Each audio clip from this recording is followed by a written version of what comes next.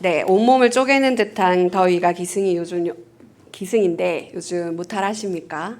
네, 기도하기는 부디 이 여름의 길 위에서 영육간에 강건하시기를 저도 같이 기도하도록 하겠습니다. 오늘 본문이 25절부터입니다. 마가복음 5장 25절부터인데 여러분들이 잘 아는 말씀입니다. 실제로 마태복음 9장에도 나오는 말씀이고 누가복음 8장에도 기록되어 있는 말씀입니다. 그런데 조금 시사하는 바들이 다르지만 오늘 저는 마가복음 5장 3번이나 복음서에 등장한 이 말씀을 가지고 여러분들과 같이 이야기를 나누고자 합니다. 오늘 우리가 읽은 본문은 25절부터 시작되었지만 이 이야기는 21절부터 시작이 됩니다. 회당장 중에 한 사람이라 불리우는 야이로라는 사람과 12해 동안 혈류증을 앓고 있는 여성, 그리고 뒤로 가면 회당장 집에서 온 사람으로 일컬어지는 사람 한 명, 그리고 마지막에 만나는 어린 딸, 12살로 기록되어 있는데 요 4명의 인물을 기점으로 해서 이야기를 이어가고자 합니다.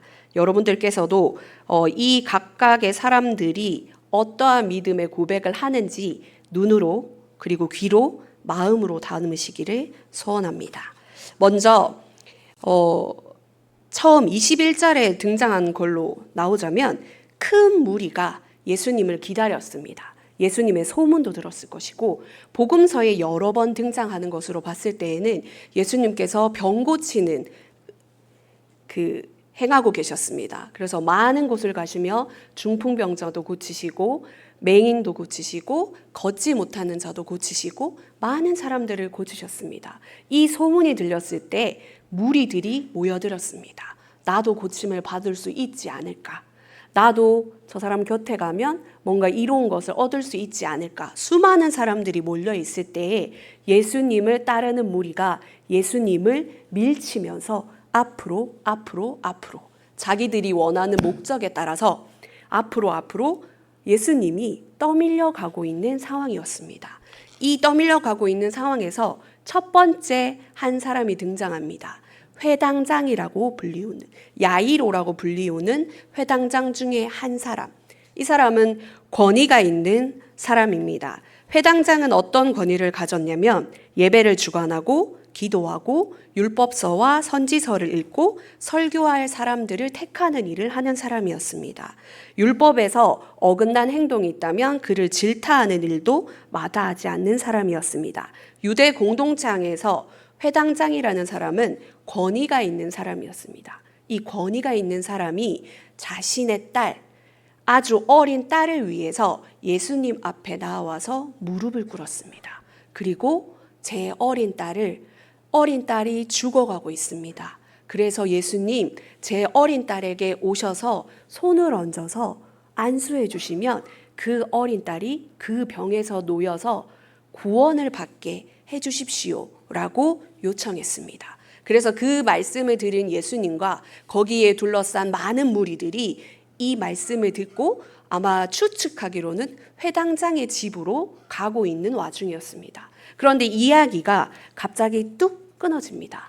이렇게 해서 믿음의 고백을 했던 야이로가 안수하여서 구원받아서 내 딸을 살려주십시오 하는 이야기가 계속되어야 하는데 마가라는 저자는 중간에 뚝 끊어서 한 사람을 다시 등장시켰습니다. 그 사람이 오늘 저희가 읽은 본문에 등장하는 12해 동안 혈류증을 앓은 여인입니다. 이 여인은 유대의 당시의 상황을 살펴보자면 여자는 숫자 개수에도 들지 않았습니다. 그 오병이어의 기적에 떡을 먹은 사람만 장정만 몇 명이다 라고 기록되어 있잖아요. 개수에도 들지 않는 하찮은 여성이라는 사람이었습니다. 그 사람 여자라는 것도 부당한데 거기에다가 혈류증이라는 병을 앓고 있었습니다.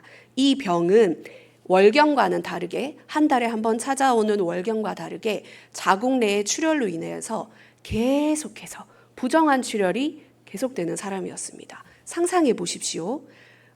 여인분들은 알고 계시겠지만 그때 그 기분 나쁨과 그때 그 기분 나쁜 냄새와 이것들이 한 달에 한 번만 찾아와도 저희에게 굉장한 불편함이었는데, 이 여자는 1년 12개월, 12개월 동안 지속되었고, 12개월 동안 지속된 것이 12년 동안 지속되어서 온 몸이 냄새로 가득하고, 사람들은 부정하다고 했기 때문에 이 여인과 손만 닿아도 부정하다고 했기 때문에 정결 예식을 따로 치러야 했습니다. 그런데 이 여자가 예수님이 오셨다는 소식을 듣고 그 무리 속에서 아마 먼 발치에서 예수님을 보지 않았을까 합니다. 그런데 용기를 내어서 이 여인이 예수님께로 나아갑니다. 두 번째 등장하는 사람이고요. 세 번째 등장하는 사람은 이 회당 집에서 온 종이 한 명 등장합니다. 예수님에게, 자기의 주인에게 이렇게 말합니다. 당신의 딸이 이 여인과 마주하고 있는 이 시간을 지체하는 바람에 딸이 죽어버렸습니다. 지금 이 선생님을 데리고 간들 아무 소용이 없습니다. 라고 말하면서 절망을 이야기하는 한 사람이 또 등장합니다. 그리고 오늘 본문에는 읽지 않았지만 12살 먹은 어린 딸, 왠지 이름 모를 병으로 죽어가는 딸이 나옵니다. 이 4명을 중심으로 우리는 이야기를 했으면 합니다. 먼저 제일 첫 번째 말씀드렸던 회당장이라는 사람은 자신의 어린 딸을 얼마나 사랑하였는지 자신의 지위, 유대 공동체 안에서 지도자라고 불리우는 이 사람이 무릎을 꿇었습니다. 누구를 위해서? 너무나 사랑하는 어린 딸을 위해서. 이름 모를 병으로 죽어가는 이 딸을 위해서 자기가 가지고 있는 지위나 여러 가지 것들을 내려놓고 그의 발 앞에 엎드려서 물불을 다스리지 않고 눈물을 흘리며 내 딸을 살려주십시오. 주님, 우리 집에 가셔서 손만 얹으셔서 내 딸이 죽어가고 있는데 그에게 구원을 베풀어 주십시오 라고 말했습니다. 큰 무리가 에워싸면서 자신의 집으로 가고 있을 때에도 이 회당장은 한 가지만 바랬을 겁니다. 주님, 좀 걸음을 재촉하여 주시고 좀 빨리 가셔서 내 딸이 죽어가기 전에 제발 도착해 주십시오 라고 하면서 말을 이어갔습니다. 그런데 여기에서 이야기가 뚝 끊기고 그 다음에 등장하는 사람은 12년 동안 혈류증을 앓아온 이름 모르는 한 여인입니다. 그녀는 병을 치료하기 위해서 무엇을 소진하였느냐? 수많은 의사들을 찾아갔고 자기의 가지고 있던 것들을 모두 허비했습니다. 그런데 그 증상이 좋아졌느냐? 단 하나도 좋아지지 않고 12년 동안 계속되었던 절망안 가운데 빠져있는 한 여인이 등장합니다. 피해 유출은 사람들이 이야기하기에 부정하다. 무언가 죄가 있어서 저 사람에게 저런 질병이 일어났을 것이다. 그 여인과 마주하기만 하면 나도 똑같이 부정한 사람이 되니까 공동체에서 따돌림 당한 사람입니다. 그런데 이 여인이 이 무리 속으로 들어갔습니다. 예수님을 향한 믿음이 있었기 때문입니다. 말씀으로 돌아가서 같이 한번 읽어볼 텐데요. 28절입니다. 눈으로 읽어주십시오. 이는 내가 그의 옷에만 손을 대어도 구원을 받으리라 생각함일러라. 이 여인이 마음속으로 예수의 소문을 듣고 생각한 것은 그 능력 있는 자의 그 옷깃만 만져도 나는 12해 동안 죽음에 있었고 공동체에서 버림받은 사람이었지만 아무도 이 여인에게는 가족이 같이 갔다는 말도 없고 없고 외톨이로 살고 있는 이 여인이 하나 받고 싶었던 것은 누군가의 관심, 그리고 나를 살려주실 거라는 그 믿음 때문에 이 여인이 따라갔습니다. 그 장면에 저는 말씀을 계속 묵상하면서 그 장면으로 한번 들어가 봤어요. 혈류증 앓는 여인이 되어서 직접 따라가 봤습니다. 12해 동안 피를 흘렸다고 하면 그의 모습이 남노하였을 것이고 초라했을 것이고 먹는 것도 제대로 먹지 못했을 것이고 사람들은 아마 옆에 오기만 하여도 코를 잡으면서까지 멀리하지 않았을까요? 더러는 그 여인을 향해서 손가락질하였을 수도 있습니다. 어디 부정한 것이 이 무리에 속하느냐라고 손가락질하였을 수도 있고 그때에도 그 여인은 철저하게 혼자 있는 마음으로 예수님을 따라갔습니다. 그런데 그 마음 안에 한 가지 소망이 있었습니다. 내가 우리가 저 예수님의 손, 아무것도 아니고 옷자락까지만 가면 되겠느니. 그래서 두려움을 무릅쓰고 예수님 앞에 나아갔습니다. 그리고 한 발짝 한 발짝 가까워질 때마다 사람들의 눈치를 보면서 나아갔을 것입니다. 사람들이 나한테 뭐라고 하면 어떡할까? 사람들이 내게 말을 붙이면 어떡할까? 혹여 내게 부정한 사람이라고 돌을 던지면 어떡할까? 두려운 마음이었지만 이 여인은 앞으로 나아갔습니다. 무엇 때문에? 저 예수님께만 나아가면 나는 고침을 받을 수 있다는 믿음 때문에. 실로 이 믿음이 굉장히 대단한 믿음이라고 저는 생각되었습니다. 그리고 마침내 예수님 앞에 나와왔을 때 감히 그 발 앞에 얼굴도 마주할 수 없어서 고개를 숙이고 옷만 살짝 만졌을 뿐입니다. 그런데 예수님께서 놀라운 반응을 보이십니다. 무엇이라 말씀하시냐면 지금 누군가가 내 옷깃을 만졌다.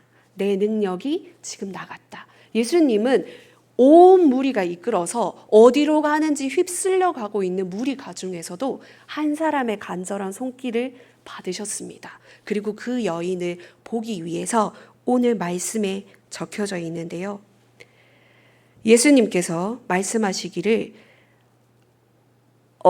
지금 무리 가운데서 내 옷에 손을 대었느냐라고 하시면서 제자들에게 물으셨습니다. 제자들이 얘기했습니다. 예수님, 무리가 너무 많아서 사람들이 이렇게 많은데 손을 누가 댔다고 물으신다는 것은 예수님 지금 착각하신 거 아닙니까? 누가 밀어도 모르는데 왜 이러십니까? 제자들이 중간에 서서 이렇게 물었습니다. 그때 예수님께서 이 일 행한 여자를 보려고 어떻게 하셨습니까? 돌아보셨습니다. 가던 길을 멈추시고 예수님께서 그 자리에 멈추셔서 돌아서 그 여인을 찾으셨습니다. 그리고 그 여인에게 잠시 기회를 주셨습니다. 찾으셔서 너 이리 오너라 라고 하지 않으시고 예수님은 그 여인이 예수님께로 나아올 때까지 기다려 주셨습니다. 그리고 그 여인에게 이야기할 수 있는 기회를 주셨죠. 여인이 손을 대기만 해도 낫는다는 믿음은 가지고 있었지만 자기가 부정하다는 것을 알고 있었기 때문에 무리 속에서 벌벌 떨면서 두려워하고 있었습니다. 그런데 예수님께서 누구냐라고 물으셨을 때 여인이 벌벌 떨면서 예수님 앞에 나아갔습니다. 이런 일이 내 안에 이루어졌습니다. 나는 예수님께 저 옷자락만 대어도 구원을 받을 거라는 믿음이 있었고 이 믿음을 가지고 손을 대었는데 내 혈루의 근원이 다 말라버렸습니다. 라고 이야기했습니다. 이 장면이 아주 놀라운 장면입니다. 공동체에서 거의 버림받은 사람이 그 공동체 앞에 다시 서서 이야기할 수 있는 용기를 가졌습니다. 이것은 어디에서 오느냐? 이 여인이 가졌던 믿음, 그리고 예수님께서 허락하여 주셨던 그 기회 때문입니다. 그래서 예수님께서 이 여인을 향해서 부모에게도 버림받았을 것이고 친구에게도 버림받았을 것이고 사랑하는 모든 공동체로부터 버림받았던 이 여인에게 예수님께서 말씀하십니다. 34절의 말씀인데요. 딸아, 내 믿음이 너를 구원하였으니 평안히 가라. 내 병에서 놓여 건강할지어다. 예수님은 공동체에서 버림받았던 여인을 향해서 그 여인이 듣고 싶었던 딱 한마디, 친구야, 사랑하는 딸아 라고 불러주셨습니다. 그리고 그 여인이 용기를 내었던 것에 대해서 그 이후에 한 가지로 그냥 고침을 받았으니 가라라고 이야기하지 않고 그 여인의 존재 자체를 깨끗하게 정화하시는 말씀, 구원하였으니 평안히 가라 라고 이야기해 주시면서 예수님께서 이 여인을 치유하셨습니다. 그런데 이 여인을 치유하시는 동안에 우리가 잊고 있었던 한 사람이 있습니다. 처음에 나와왔던 야이로라는 사람은 자기 딸이 죽어가기 때문에 가슴을 졸이면서 따라오고 있는데 중간에 예수님께서 멈추셔서 여인을 치료하셨습니다. 아마 야이로는 속이 타들어가고 있었을 것 같아요. 이때 그 집에서 답답함을 견디지 못해서 종들이 나왔습니다. 그 집에 있는 사람들이 와서 이 야이로에게 이야기했습니다. 당신의 딸이 죽어버렸습니다. 예수님께서 지체하시는 사이에 이 딸이 죽었습니다. 이제 아무 소망이 없습니다. 우리는 포기해야 됩니다. 그러면서 예수님을 붙들고 있는 것이, 그 선생님한테 찾아가는 것이 무슨 소용이 있겠습니까? 더 괴롭게 하지 마시고 돌아가십시다 라고 말하는 사람이 나옵니다. 야이로는 믿음을 가지고 예수님께 나와왔고, 혈류증 앓은 여인도 믿음을 가지고 예수님께 나와서 고침을 받았는데, 그 고침 받은 것을 보았는데도 불구하고 도착하자마자 돌아가십시다 라고 이야기했고요. 오늘 우리가 본문 말씀 36절까지 읽었지만, 이 사람들과 똑같이, 이 종하고 똑같이 여기에서 야이로의 집에 있는 사람들은 무엇을 하였냐면 울면서 심히 통곡하였다고 되어 있습니다. 다른 본문 마태복음과 누가복음에 보면 그들이 슬퍼서 꽹과리를 치고 음악을 치면서 이제 갔네 하면서 더 이상 아무 일도 일어나지 않을 거라고 포기해버린 사람이 나왔습니다. 그런데 그 모습을 보시고 예수님께서 하신 말씀은 무엇이냐면, 두려워하지 말고 너는 믿기만 하여라. 예수님께서 휘둘릴 수 있는 야이로에게 내가 시간을 지체한 것은 맞으나, 내가 시간을 여기에서 이 여인에게 쓴 것은 맞으나 너는 휘둘리지 말고 믿기만 하여라 라고 말씀합니다. 오늘 우리가 마주하는 상황과 같지 않을까요? 저희가 만나는 모든 상황은 저희의 계산, 저희의 경험, 그리고 저희의 바람과 같이 내가 원하는 대로 이끌어가지 않습니다. 예수님께 구하였지만 구하였던 문제도 쉽게 해결되지 않고, 예수님께 내 질병을 낫게 해주십시오. 하나님, 나의 이 불편함이 예수님 믿는 것에 불편함이 되니까 거두어 가주십시오 라고 말하는 것처럼 보이지만, 예수님은 그때에도 야이로에게 하신 말씀처럼 두려워하지 말고 너는 믿기만 하여라 라고 말씀하십니다.